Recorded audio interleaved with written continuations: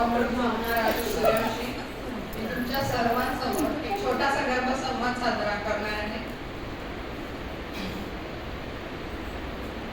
हे आई, आज तर तू मला खूपच आनंदात दिसते.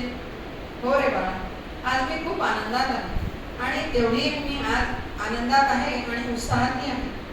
अगं, असं झालं तरी काय? अरे, आज माझी भेट एका डॉक्टर मावशीशी झाली. हो, काय म्हटली ती डॉक्टर मावशी तुला? अरे, जेव्हा गर्भाची निर्मिती माझ्या पोटात तुझी झाली तेव्हा तुझं वजन अवघं 0.04 मिलीग्रॅम होतं आणि आता 9 महिने माझ्या पोटात राहून जेव्हा तू या विश्वात जन्माला येशील तेव्हा तुझं वजन असणार आहे 3 किलो.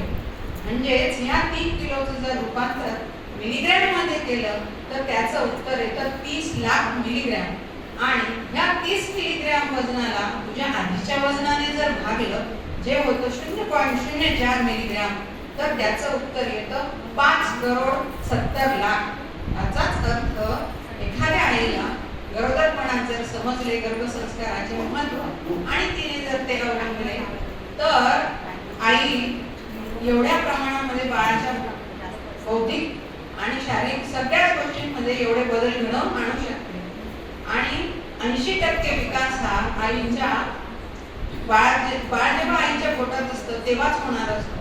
आणि मला ही गोष्ट आज समजली आणि हे बाळा, मी आजपासून ठरवलंय की आजच्या दिवसापासून तर तुझ्या जन्मापर्यंत मला गर्भसंस्काराचे जेवढ्या गोष्टी करता येतील त्या मी नक्की करणार आणि मला विश्वास आहे की मी हुशार, आदर्श आणि समाजनिष्ठ, कर्तव्यनिष्ठ अशी संतती जन्माला घालणार. सगळ्यांनी गर्भसंस्कार करून समाजाला एक चांगली संतती देण्याचा